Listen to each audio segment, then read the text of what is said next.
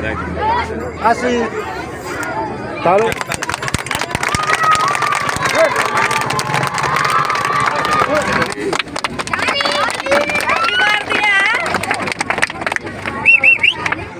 भड़वड़वा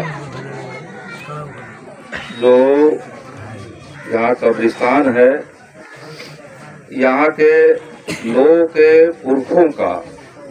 विश्राम स्थल है, उनका आरामगाह है। जो आपके पूर्वज थे भेड़ियारी भड़वड़वा गांव के, तो ये काफी असुरक्षित था। जानवर गंदा कर दे रहे थे और लोगों के दिल और दिमाग में ये बातें आ रही थी कि हमारे पुरखों का जो आरामगाह है, जो विश्राम स्थल है, वो सुरक्षित नहीं है, जानवर गंदा कर रहे हैं। तो हमने इस पर ध्यान दिया कि इसको कैसे व्यवस्थित किया जाए। तो आज उसकी सुरक्षा का काम, उसकी चारदीवारी का काम पूरा हो गया है। और सबसे पहले इस चारदीवारी के बाद जो गेट लगा है, और इतना अच्छा काम हुआ है यहाँ, इसके लिए हम पूर्व मुखिया निसार साहब को, जो इस कार्य को देखने वाले यहाँ के कार्यपालक अभियंता हैं, LAU विभाग के अनवर हुसैन साहब, जो कनीय अभियंता हैं राजू जी, यहाँ के सामाजिक राजनीतिक कार्यकर्ता और आपके लोकप्रिय सरपंच चांद साहब हैं, अब्दुल खैर साहब हैं, और तमाम आप लोग सम्मानित यहाँ के नागरिक जन हैं, किसान मजदूर भाई हैं। आप सभी लोगों ने इसको अपनी देख रेख में बहुत बेहतर तरीके से बनाया है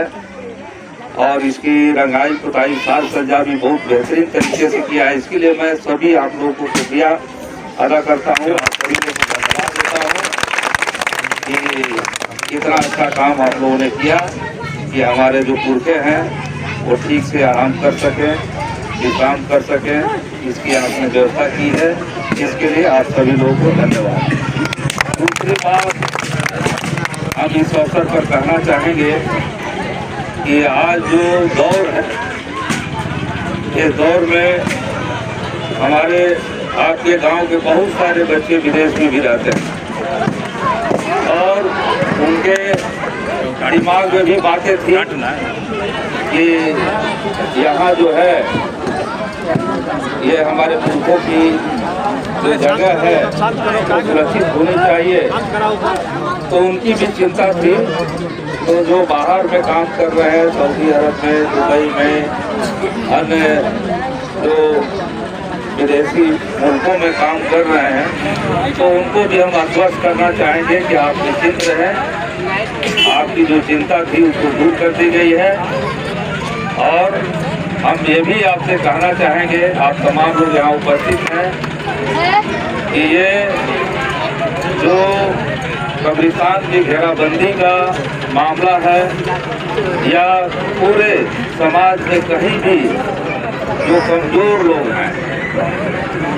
चाहे वो दलित हों, आदिवासी हों, अत्यंत पिछड़े हों या कोई भी कमजोर तबका, कमजोर लोग, समाज, अल्पसंख्यक समाज, तो तमाम लोगों के हितों के लिए हमारी पार्टी भाकपा हमारे संघर्ष करती रही है, महागठबंधन संघर्ष करते रहा है। और आज आप देख रहे हैं कि इसी कड़ी में जो है वो आरक्षण के दायरे का भी विस्तार किया गया है, बहुत सारी अन्य योजनाओं को भी लाया गया है। इसके लिए हम माननीय मुख्यमंत्री और माननीय उप मुख्यमंत्री जी को भी धन्यवाद देते हैं कि बिहार की जनता के जो जरूरत के हिसाब से तमाम चीजें तय हुई है, जनता के संघर्षों के मांग के आधार पर चीजें तय हुई है, ये अच्छा काम हुआ है। लेकिन अब जो स्थिति है, उस स्थिति में जो चिंता की बातें हैं, उसमें पूरे देश में जो संविधान खत्म करने का, जो लोकतंत्र को खत्म करने का जो कमजोर लोगों की आवाज को दबाने का, दलितों आदिवासियों की आवाज को दबाने का, पिछड़ों जन पिछड़ों की आवाज को दबाने का,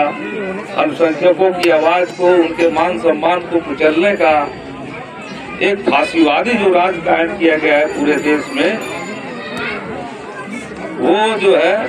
तरह तरह के आपको टिकड़म करके, संविधान में बदलाव करके तमाम जनता के लोकतांत्रिक अधिकारों को जो हनन कर रहे हैं, तो यहाँ महागठबंधन और भाकपा वाले खास तौर पे इसके लिए प्रतिबद्ध है कि जहाँ भी समाज के कमजोर लोग हैं, दलित उत्पीड़ित लोग हैं, अल्पसंख्यक लोग हैं, उनके चाहे वो मान सम्मान की लड़ाई हो, चाहे हक अधिकार की लड़ाई हो, इसको मजबूती से लड़ा जाएगा। और जो संविधान को खत्म करने की, लोकतंत्र को खत्म करने की, इस देश में सभी के बराबरी का, आज़ादी का जो अधिकार है उसको खत्म करने की जो भी साजिश होगी, उसके खिलाफ हम लोग मजबूती से मिल के लड़ेंगे। हमको याद है NRC का जब मामला आया था तो भेड़ियारी के हजार लोग मैराटांड चले गए थे, और एक लोकतंत्र की जो लड़ाई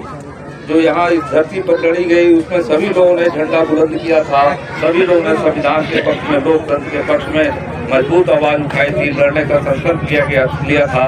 हम समझते हैं कि आज उसी जज्बा के साथ पूरे देश में 2024 का जो चुनाव आ रहा है, जिसमें 2024 के चुनाव के बाद जो ये कहा जा रहा है